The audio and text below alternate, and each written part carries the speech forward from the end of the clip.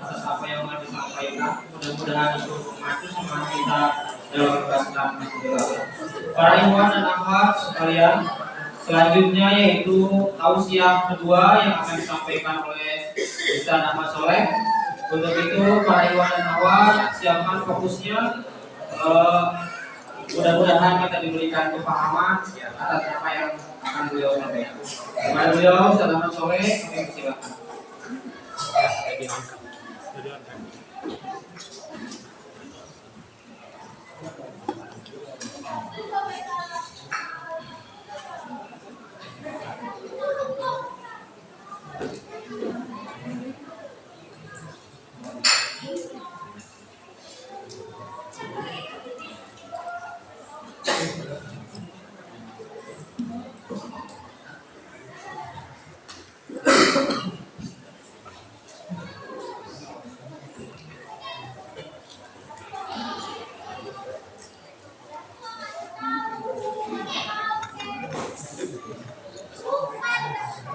Assalamualaikum warahmatullahi wabarakatuh.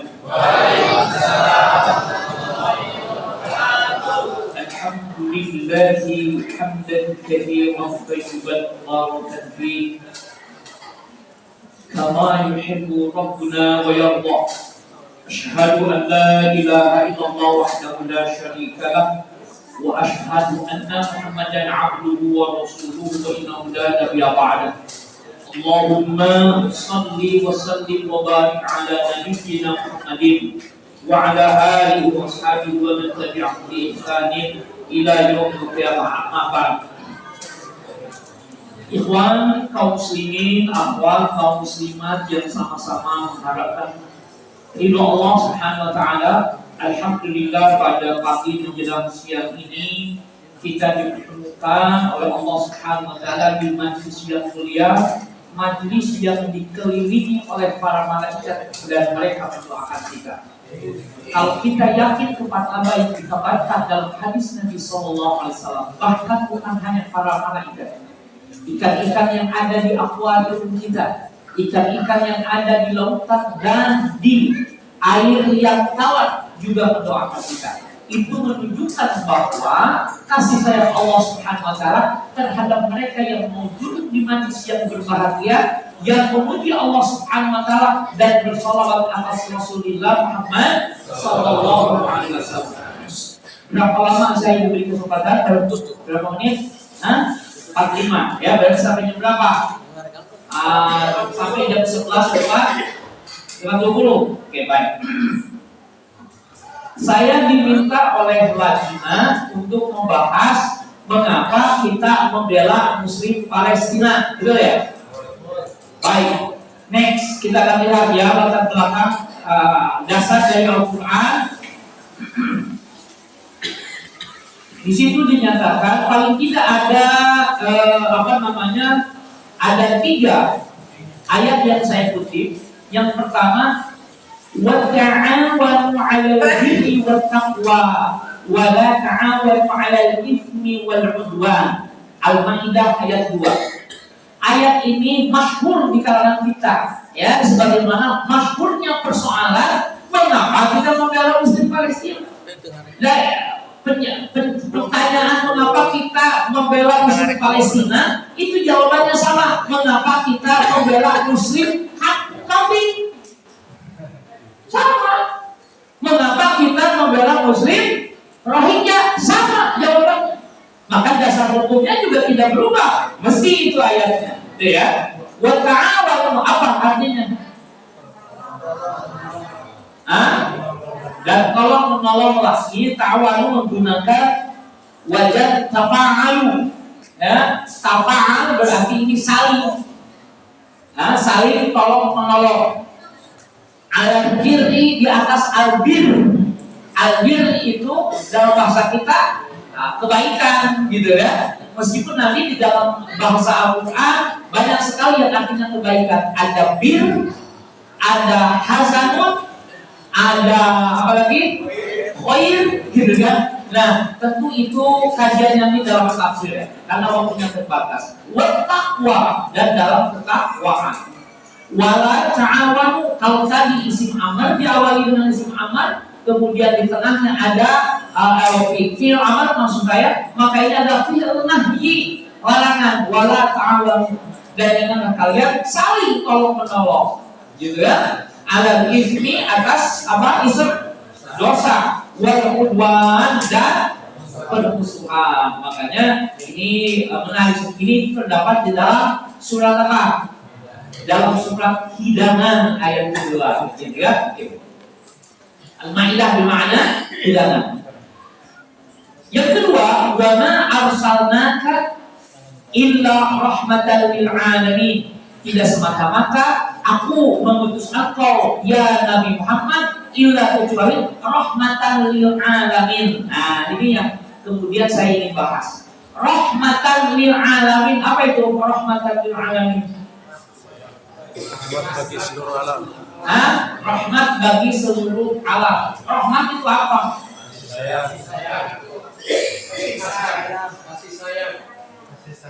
Kasih sayang. Kebaikan. Oh, itu sama dengan berarti rahmat sama dengan apa tadi? Berteman kebaikan itu apa namanya? Berkah. Kalau rahmat kan sering dibahas. Masa sering nggak ngerti juga? Rahmat gimana? Pemberian kebaikan, pemberian manfaat, pemberian daya dan upaya kepada pihak yang diduga tidak berdaya. Sehingga dengan pemberian kebaikan dia jadi berdaya. Sehingga diberikan sesuatu dia berdaya. Nah, Nabi Muhammad itu ditugaskan oleh Allah untuk memberikan sesuatu sehingga umatnya menjadi berdaya, sehingga umatnya mampu beribadah kepada Allah Subhanahu wa taala. Ya. Nah, maka seringkali saya bahas apa farqu baina ar-Rahman war-Rahim. Sementara Nabi Muhammad sendiri dinyatakan oleh Al-Qur'an di dalam surat Al-Taubah itu Raufur Rahim. Nabi Muhammad itu apa? Raufur Rahim sifatnya. Belas kasihan dan Rahim. Apa Rahim? Rahim apa? Al-Rahman apa? Penyayang juga ya. Rahim penyayang. Oh, beda apa tuh? Baik. Apa-apa yang namanya ngaji, kalau ngaji harus diulang-ulang. Ya. Kebaikan untuk kaum muslimin di dunia dan akhirat. Itu tuh. Ya, betul begitu. Ada Rahman juga itu. Rahman, Rahim. Nah, maka nanti kalau Rahman, Allah itu Ar-Rahman. Kenapa? Karena kasih sayangnya, kebaikan yang diberikan kepada makhluknya begitu besar, tidak terukur, maka Rahman. Dan seluruh manusia. Ya, karena besarnya itu sehingga seluruh manusia, semua umat Nabi Muhammad kebagian kasih sayang Allah.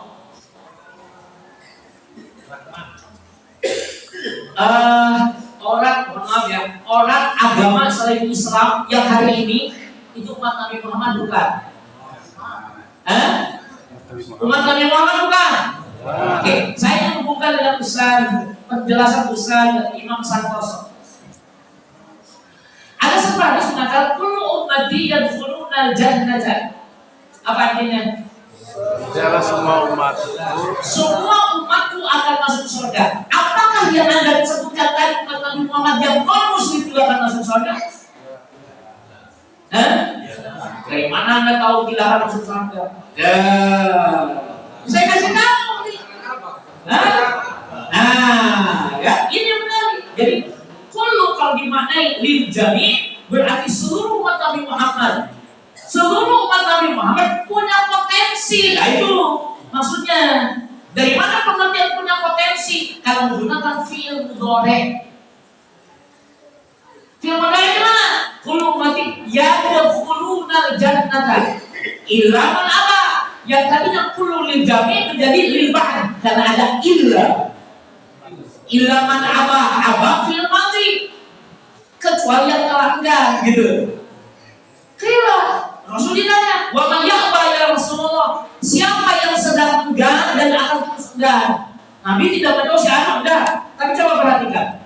Man aqa'ani dakhalal jannah. Apa artinya? taat tidak akan masuk surga. Oke, coba jangan proyekan satu orang.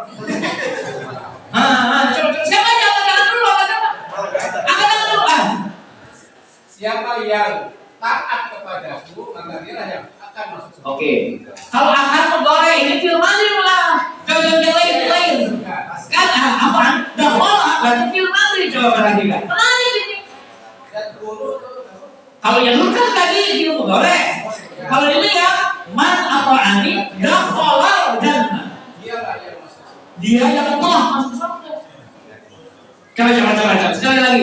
Siapa yang telah taat kepadaku, dia telah masuk surga. Kalau saya tadi ketika Pak Imam satu langsung nyambung. Karena surga itu tidak mesti segala kematian. Telah masuk surga. Jadi kalau kita mengikuti Rasulullah, kita telah masuk surga. Tuh. Tadi kan sudah dijelaskan. Ciri Abu Salah, Abu Talib mengucapkan salam.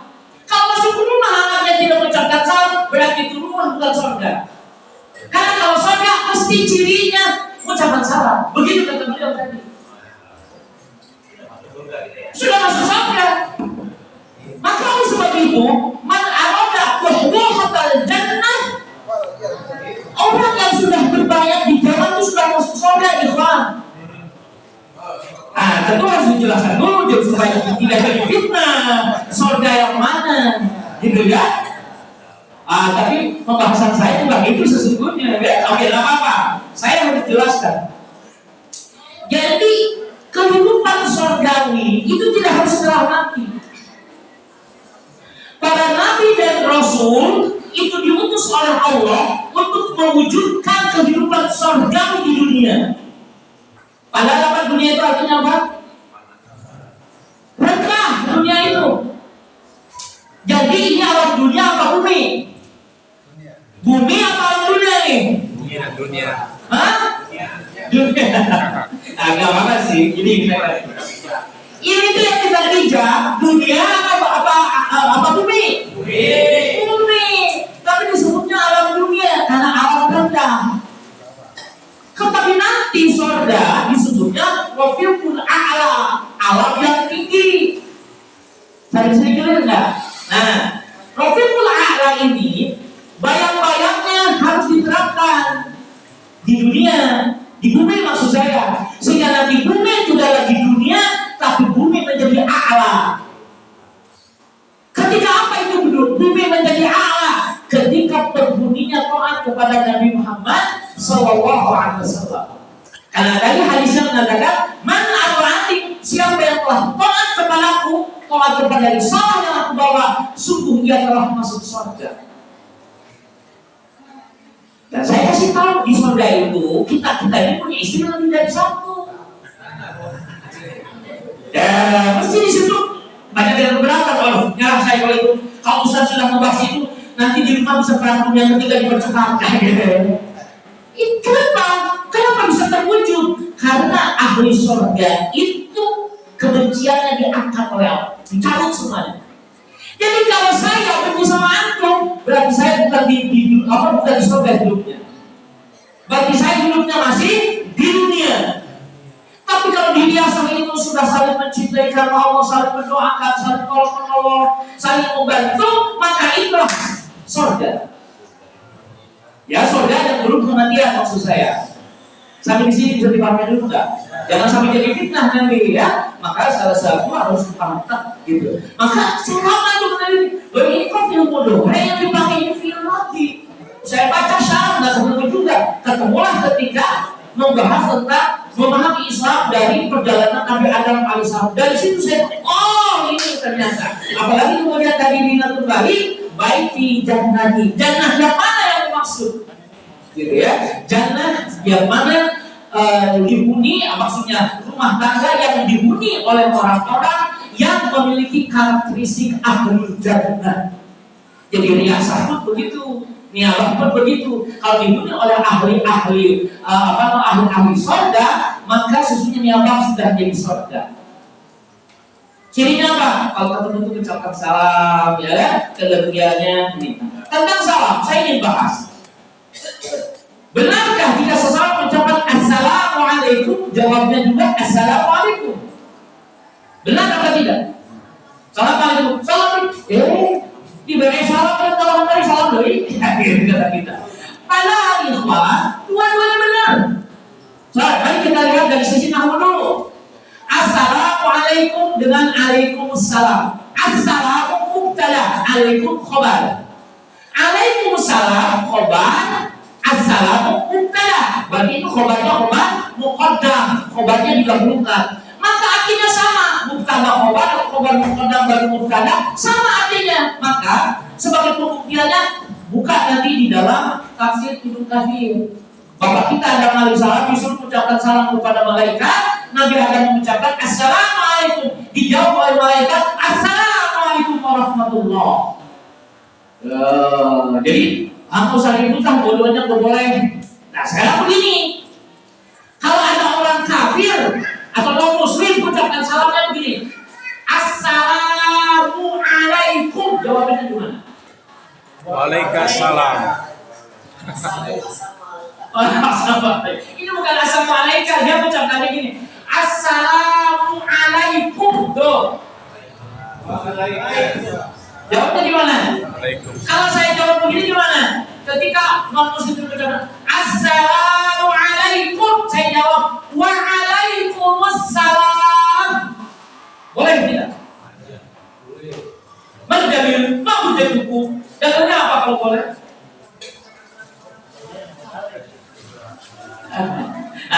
Gitu ya. Nah, mesti di antara para ibadah tidak ada yang memperhatikan akses channel. Di situ sudah saya bahas seputar persoalan ucapan salam dong. Silakan. Maka saya ibadah itu maksudnya. Saya tidak sengaja, para ibadah ini tahu gitu loh ya. Tapi nggak apa-apa. Saya tidak maksa. Akses channel ya. Nah, jadi saya ingin bahas dulu. Jadi Assalamualaikum kata Quran, kalau kau diberi penghormatan, maka apa kata Quran? Jawab dengan yang lebih baik atau kembalikan dengan yang semisal. Dia mengucapkannya Assalamualaikum, jawaban minimalnya Waalaikumsalam. Tapi dia orang kafir Ustaz. Betul tidak? Karena banyak itu kan di situ. Pertanyaannya, memang kenapa kalau kita menjawabnya dengan Waalaikumsalam? Masalahnya gimana? Rasul dulu. Oke. Saya katakan Rasul menyarankan Ibu Aisyah mengatakan jawablah wa'alaika itu bukan assalamualaikum tapi assalamualaikum ya Muhammad. Bukan assalam tapi assalam. Jadi oleh sebab itu jawaban itu alaika itu tergantung kepada apa. Jadi kalau dia ucapkan assalamualaikum kata Nabi wa'alaika, apa artinya? Sama. Kalau dia bilang semoga keselamatan dan keterbaik untukmu ya Muhammad juga atas engkau. Kok Nabi berdoakan juga orang kafir? Pertanyaannya memang kenapa kalau mendoakan orang kafir? Kok Nabi berdoa Allah mahdihim kan begitu? Ya Allah berilah hidayah kepadanya. Bukankah itu doa? Yang tidak boleh itu adalah permohonan ampunan ketika dia orang kafir telah meninggal dunia. Sampai sini clear? Clear? Ada syubhat? Tidak ada? Kita lanjutkan. Kalau tidak ada ya. Gitu loh. Jadi wa arsalnaka ila rahmatan. Nah, Nabi rahmatan itu disebut sangat ingin membantu umatnya. Maka ini jadi kegalauan beliau. Ustaz, kalau Anda berbicara kalau menjelaskan, ini surat At-Taubah 128 menjelaskan begitu. Nabi itu begitu terasa berat baginya ketika melihat penderitaan kita dan benar sangat ingin kita ini memeluk Islam alias beriman kepada risalah yang dibawanya. Maka diakhiri dalam ayat itu Raufur Rahim. Peneliti Quran yaitu Al-Kalb namanya dari Mesir itu sempat menghitung sifat Allah keliru. Karena kata rahim itu dikiranya itu menyifati Allah. Setelah dia teliti, pantesan di bagus 16 desimal terus. Ternyata rahim ini adalah sifat bagi Nabi Muhammad. Kalau rahman tadi sangat besar, tapi kalau rahim rahmatnya terus menerus tidak pernah berhenti. Jadi Nabi Muhammad kalau begitu pikirkan kita. Allah Fir'aun mau menjelaskan dari sifat rahim, dan saya akan buktikan nanti. Apa nanti kena beliau kita? Karena begitu ingin semua umatnya masuk surga, maka beliau disimpan doa-doa beliau itu disimpan di akhirat, untuk di akhirat, untuk umatnya nanti. Kalau Nabi yang lain sudah dipakai, tapi belum tidak dipakai untuk doa di dunia, disimpan untuk dipakai di akhirat. Untuk apa? Untuk memberikan syafaat kepada kita. Ya, itu menunjukkan bahwa Nabi peduli kepada umatnya bukan hanya sampai meninggalnya saja, bahkan setelah meninggalnya pun masih peduli kepada kita. Bahkan bukan hanya umat kita, bukan beliau ini, bahkan umat-umat sebelumnya juga ada datang nanti kepada Rasul minta syafaat. Maka yang paling sibuk nanti di yaumul kiamat, di hari akhirat itu adalah Rasulullah Sallallahu Alaihi Wasallam. Maka oleh sebab itu para ikhwan, perbanyaklah ucapan sholawat sebagai bukti terima kasih kita kepada Rasulullah Sallallahu Alaihi Wasallam, dan itu sekaligus pengabdian kita kepada Allah Subhanahu wa Ta'ala. Kita memperhatikan Muslimin Palestina, salah satunya itu. Muslimin Palestina adalah orang-orang yang selalu diperhatikan oleh Rasulullah Sallallahu Alaihi Wasallam. Ummati. Kalau dijelaskan umum dan umum, tapi kalau dijelaskan taksis, berarti Muslim Palestina juga dipikirkan oleh Rasulullah Muhammad Sallallahu Alaihi Wasallam. Ya, maka apalagi diikat dengan innama mu'minuna ikhwatun. Sesungguhnya hanya saja orang beriman itu bersaudara senasab, seakan-akan senasab. Karena ikhwatun tidak pernah dipakai kecuali untuk persaudaraan satu nasab. Jadi kalau kita beriman, berarti seakan-akan dengan saya senasab. Dan memang senasab. Berakhir di mana? Di bapak kita Adam alaihis salam. Ya, oke, baik. Nah, oleh sebab itu para ikhwan sekalian, kalau Rasul pun memperhatikan, masa kita tidak memperhatikan? Kalau Rasul pun menghendaki umatnya itu akur, masa kita duduk melulu? Ya, karena nanti bisa jadi kita melukai perasaan Rasulullah Muhammad Sallallahu Alaihi Wasallam, gitu ya. Oke, baik. Ini dasar dari apa? Dasar dari Al-Quran. Kemudian dasar dari hadis. Next, ya, ada 4 hadis yang saya pakai. Wa kunu ibadallahi ikhwana, al-muslimu akhul muslim. Ini potongan hadis saja. Itu bisa dilihat nanti dicari di dalam kitab Sahih Muslim dan Sahih Muslim dari Abu Hurairah. Kunu wa kunu, dan jadilah kalian ibadallah, hamba-hamba Allah, ikhwanan, sebagai saudara. Ya, al-muslimu, orang muslim itu akhul muslim, saudara muslim yang lain. Tuh, masalah saudaranya begini, Pak. Coba perhatikan. Kalau kita dengan ayat ini dan hadis ini masih juga tidak berpikir, mari kita lihat bagaimana makhluk yang tidak berpikir. Para ikhwan, saya yakin banyak yang suka membeli sate kemana? Sate kiriwan gitu ya, mabakan Padang. Tapi Anda kan jarang membaca ayat-ayatnya. Mohon maaf, saya agak sedikit menuduh ya. Memang ia nggak pernah baca ya. Pokoknya mas sate, gitu ya. Nah, coba perhatikan Pak. Kalau Pak Haji itu punya 3 kambing dan 1 sudah dikuliti macam-macam, ketika dia habis, coba perhatikan. Ketika dia habis, ini kambing ini sudah habis, kembali ke belakangnya, ngambil apa? Kambing yang 1 disembelih di hadapan teman-temannya. Teman-temannya siapa? Teman-temannya kan Bismillahirrahmanirrahim. Itu temannya makan dulu asik. Kalau dulu dia kalau bisa ngomong, kalau saya jadi Nabi Sulaiman mungkin itu dia ngomongnya. Enak juga dulu rumput nih katanya. Kayaknya rumput cicak ya. Padahal temannya digorok. Dia tidak mau kalau itu sudah habis, giliran dia. Itulah kambing. Clear? Itulah kambing. Kita tidak boleh seperti kambing. Ya, jangan dinyatakan seperti apa? Kal an'am balhum adall dalam Quran seperti binatang ternak, contohnya kambing. Bal Allah, bahkan mereka lebih sesat. Jadi kalau sekarang yang sedang disembelih itu saudara-saudara kita di Palestina, jangan Anda menyangka bahwa kita tidak akan dapat giliran. Setelah habis kita juga disembelih, diperdagangkan itu sama jenis Israel. Itu harus hati-hati. Maka oleh sebab itu ini salah satu alasan mengapa kita membela saudara Muslim Palestina. Karena hakikatnya ketika kita menolong Muslim Palestina, sesungguhnya kita sedang menolong diri dan keluarga kita. Kita berbuat baik menolong, dan itu sudah terbukti. Palestina di antara tajir Filistini, tajir itu apa tajir? Pebisnis Palestina pernah mendukung Indonesia untuk merdeka. Nah, maka malulah kita kepada Allah Azza wa Jalla. Dulu mereka semua kekayaan yang mereka berikan untuk kemerdekaan Indonesia, masa kita yang sekarang sudah merdeka, gitu kan? Masa tidak ikut juga berpartisipasi, mementingkan, memperhatikan, membela saudara-saudara kita Muslim Palestina. Sudah dianggap nanti kita seperti apa? Binatang ternak, bahkan lebih sesat dari binatang ternak.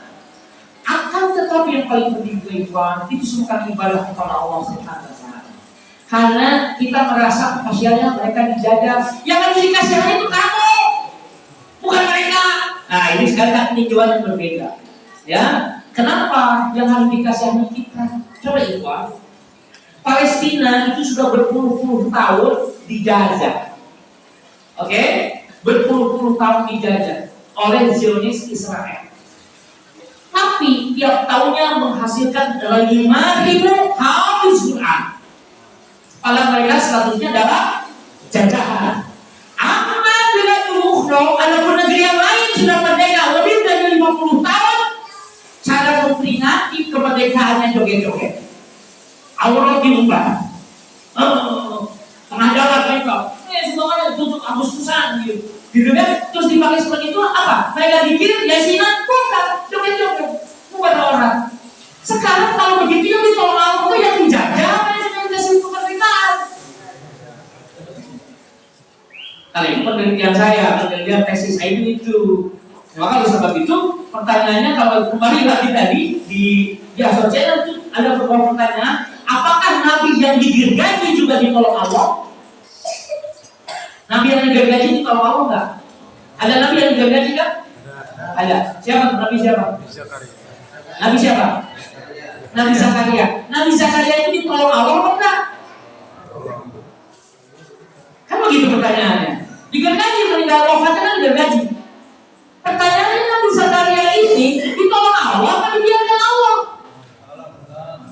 Kalau ditolong apa dasar hukumnya? Kalau dibiarkan apa dasar hukumnya?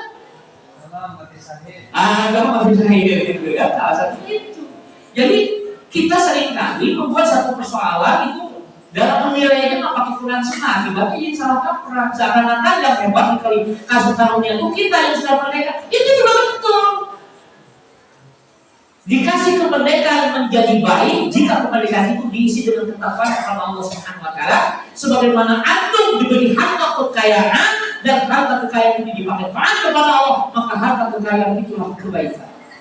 Tapi kalau harta kekayaan dan apapun namanya, kalau dipakai sombong, bukan dipakai ibadah, bahkan dipakai maksiat kepada Allah, maka itu adalah musibah dari Allah. Antum dulu mesti operator, kali tiap hari ada, tapi sudah jadi korban, izin dulu. Berarti jabatan korban apa itu? Ayo begitu sederhananya. Ketika kita jadi operator sama ya di mana-mana. Lagi kalau disebut di dalam sebuah kisah sahabat, tetapi karena hadisnya tidak sampai kepada sahih, maka saya tidak nyebut sahabat. Jadi di kalangan sahabat itu ada dia kalau sholat berjamaah itu harus salam pulang buru-buru, buka bajunya, ganti istrinya yang apa. Ini terus ada kritiknya apa? Kritiknya apa? Katanya baju lelaki tidak boleh sama dengan baju perempuan. Nah ini itu dipakai sama istrinya. Oh itu kan darurat kan, dalam satu-satunya kan kita rasanya dong, gitu ya, oke. Tapi kemudian dia datang kepada Rasul. Kenapa kamu kok jarang zikir? Habis salat langsung pulang. Nah ini juga kita tidak boleh menjustifikasi orang yang salat langsung pulang. Sombong dia Ustaz, kenapa? Dia nggak pernah berdoa kalau di sholat. Yang sombong itu ente. Ada gitu. Dia justru lebih tahu pulang itu. Ada orang menanya. Di dua kelas mana yang paling ikhlas? Yang sholat tahajudnya berjamaah atau sholat tahajudnya sendirian? Oke, dari situ tahu lah, jelas lah, paham lah. Kenapa ada orang nggak mau tarawih berjamaah? Paham? Paham ya? Karena bisa jadi alasannya untuk menjaga keikhlasan. Kita berikutnya sekarang. Mana yang lebih ikhlas? Sholat malamnya diketahui makhluk atau sholat malamnya tidak diketahui makhluk? Yang tidak diketahui makhluk. Itulah kita bisa paham kenapa ada waliullah itu nggak kelihatan sholat. Betul? Bisa paham nggak sampai sini? Ada mesti bingung karena bukan kelas kita. Itu kelasnya khusus. 6 SKS itu bagiannya. Ya, nah itulah mereka. Jadi mereka sholatnya tidak ingin diketahui makhluk. Jadi kalau dia semakin dibukakan oleh Allah kelebihan-kelebihannya, dia semakin menutupinya dengan kegilaannya dalam tanda kutip kegilaan itu. Jadi ada orang gila tapi bacanya pikir. Dan seterusnya gitu kan, pikir. Tidak kelihatan sholat. Karena dia diberikan. Tapi kalau kemudian misalnya ada sesuatu dia tahu. Nah, nanti Anda akan sampai kepada satu kesempatan di mana ada wali itu melindungi satu qaryah, satu kampung. Dengan wasilah wali ini azab tertunda. Sebagaimana azab tidak diturunkan kepada umat Nabi Muhammad karena masih ada Rasulullah Muhammad SAW. Pernah baca itu hadis tentang itu bahwa ada satu satu azab tertahan karena masih hidup. Pernah baca hadisnya? Kalau belum cari di Google. Ya, ada. Nah, jadi nanti orang-orang semacam itu. Tetapi mohon maaf, kali ini Anda tidak harus berpikir keras lah. Pokoknya Anda pahami aja. Yang Anda pahami dia gitu. Tapi pahamilah. Tetapi saya berpesan jangan menjustifikasi orang lain juga intinya. Ya, karena tahapannya berbeda. Gitu ya, oke baik.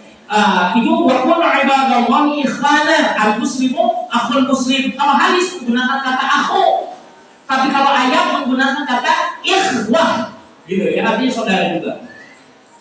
Kemudian perintah unsur akhaka zaliman atau madluman.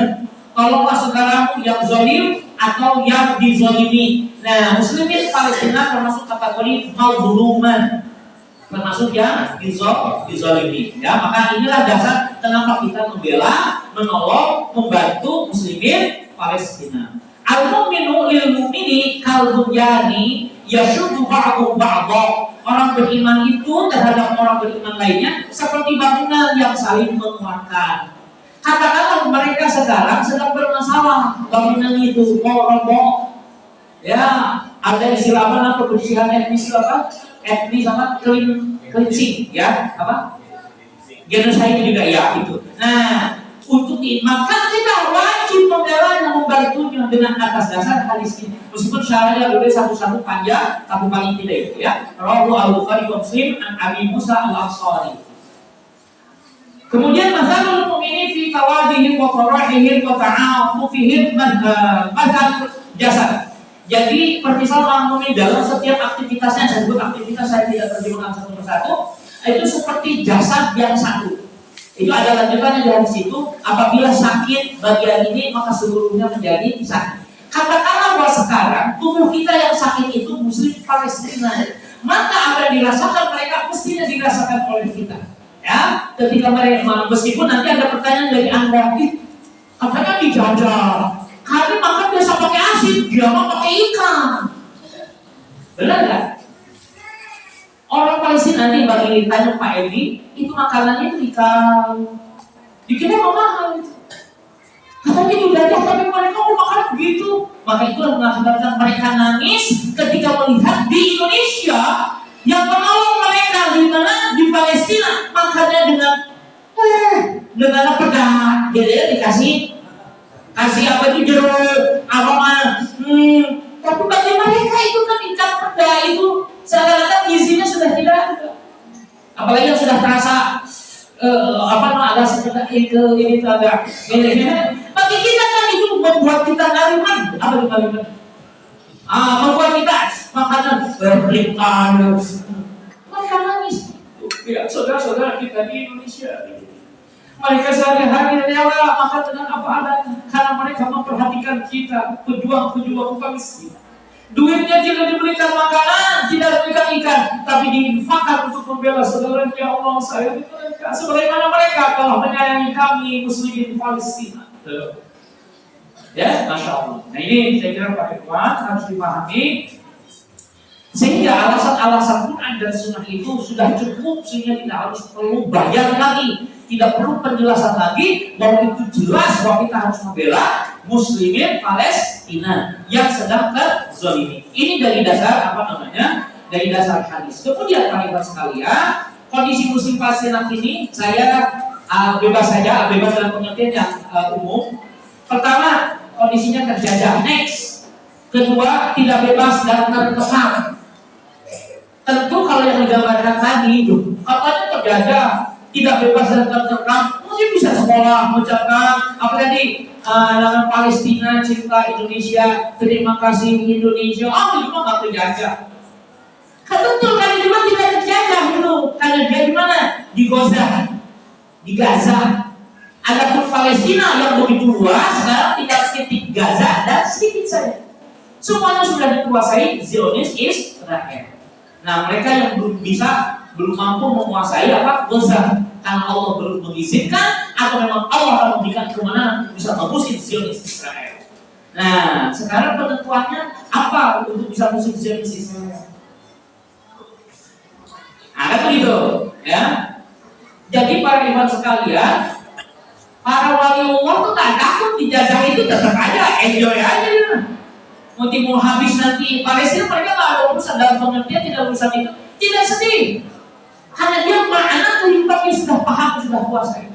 Makanya mereka mau hidup kaya, hidup miskin nggak ada masalah. Maksudnya mereka yang saya maksudkan adalah para auliyaullah, para waliullah. Para waliullah itu mau kaya, ada wali naik mobil, naik mobil itu paling bagus berarti, ya. Merek terbesar yang terbagus apa sekarang? Misalnya X gitu ya, ada yang naik itu. Tapi ada juga jalan kaki. Tapi ada juga tali nggak usah capek-capek, anak yang baru naik motor dia udah sampai. Jadi bagi yang memahami, tapi kalau dia nggak percaya, udah nggak usah percaya, itu bukan Quran Sunnah. Gitu ya. Nah, kalau anda ngomong tadinya bisa akan ketemu sebuah pemahaman. Ya, ya kayak tadi. Jadi anda nanti ketika dalam Quran, isyarat dalam Quran dan hadis bahwa orang-orang dekat dengan Allah itu, ya wali Allah itu. Dekatnya di mana? Apa yang disebut dengan dekat dengan Allah? Kan tetap aja Allah di situ di satu titik. Mohon maaf saya, ini tidak boleh dalam akidah Ahlussunnah wal Jamaah, nggak boleh menyatakan Allah di satu titik, apa di satu titik, bukan. Tetapi di dalam Quran ada isyarat seperti itu. Ada dekat, ada jauh. Ada hadihi, ada tilkumana, itu dalam Quran.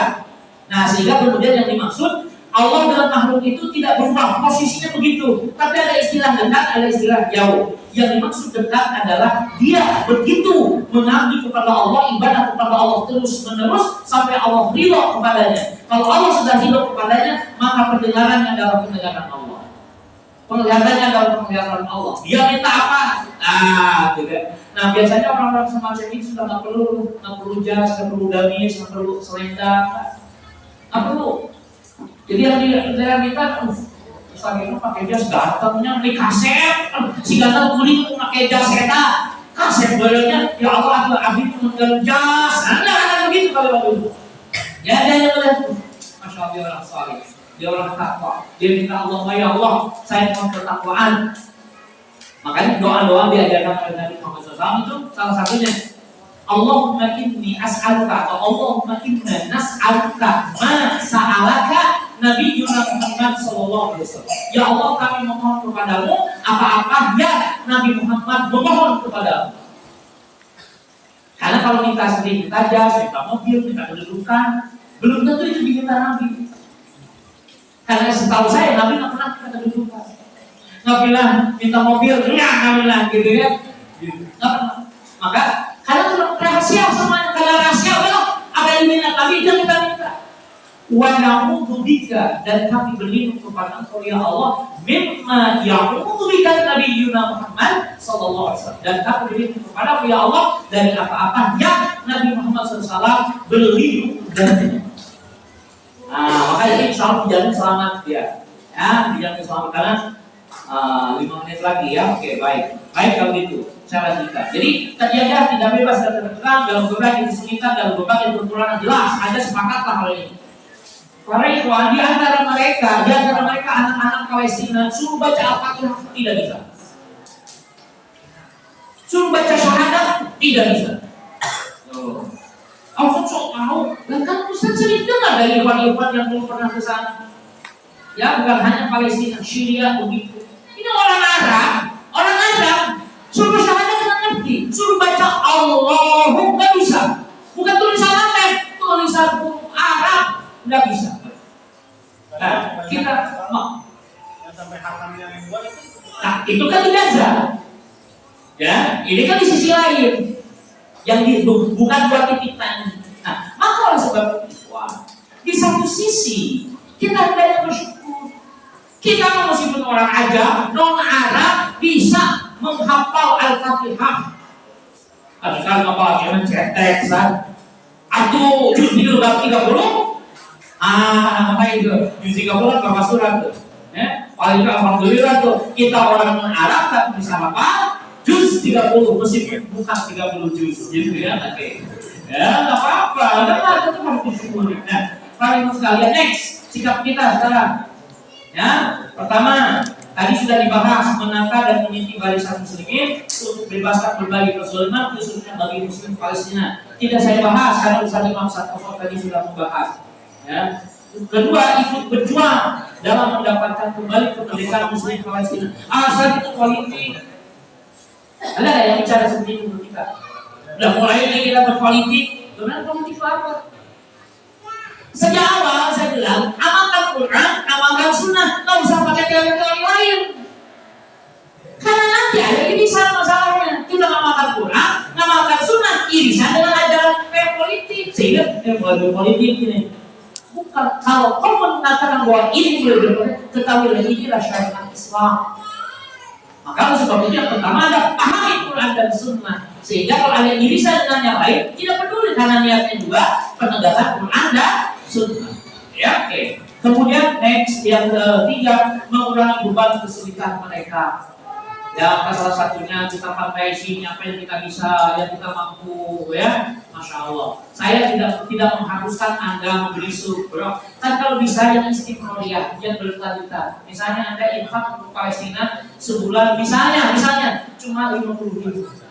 Maka kalau bisa tiap bulan itu 50.000. Atau kalau mau 100.000, apa 100.000 tiap bulan? Atau 500.000. Tapi istiqomah, karena Allah lebih suka yang istiqomah, yang berkelanjutan. Lebih suka yang sedikit tapi berkelanjutan daripada gede tapi cuma sekali. Sudah sering dibahas itu kan? Sering dibahas apa baru dikemukakan? Sering dibahas apa baru dikemukakan Ustaz? Sering dibahas bukan?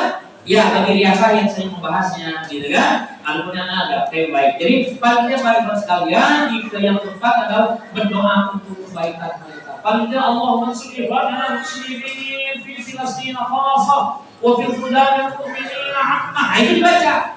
Baik setelah sholat atau di dalam apa doa kunut silakan. Ya, Allahumma sholli ala muslimin muwahhidin fi Filastin. Ya, paling tidak itu.